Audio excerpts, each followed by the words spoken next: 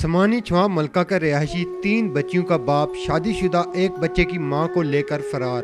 खातून के ससुर ने नामजद मुलजम फैसल वल्द असगर समेत 3 मुलजमान के खिलाफ मुकदमा दर्ज करवा दिया।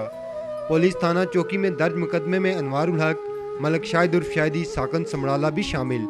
10 जून 2020 चाई नहाला छुआ गाजिया के गांव छुआ मलका से शादीशुदा एक मासूम बच्चे की मां अपने शादीशुदा 3 बच्चियों के बाप फैसल वल्द असगर के हमरा घर से फरार हो गई, जिसकी तलाश के लिए पुलिस थाना चौकी में खातून के ससुर गुल मोहम्मद वल्द मोहम्मद फाजल ने मुकदमा दर्ज करवा दिया।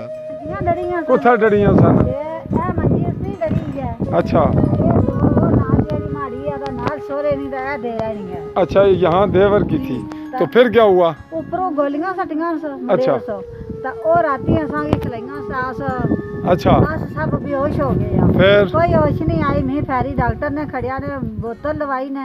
अच्छा, बाद विच फिर 2 घंटे मैं होश आई। मैं कोई होश नहीं रही। मैं अच्छा, ये दसोगे तुसा इस तू पहला क्या दसने हो? कोई चीज तुसा पहला भी खिलाई पिलाई है ना? उसका ज़्यादा खलाइयां उस तू पहला कदे गई है? कोई पहला भी गई है। ओ इथों बाल गया फैसल ता समानी छोड़ी है जगह मासड़े ने कहा माड़ा मासड़ा शरीफ गोलियां खिला गई है। तुसा जागे हो केड़े ला तुसा पता लगा के गई है?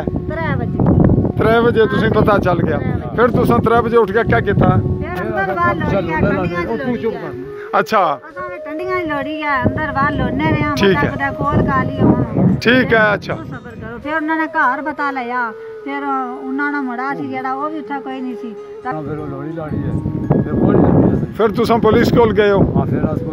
पुलिस क्या किया है?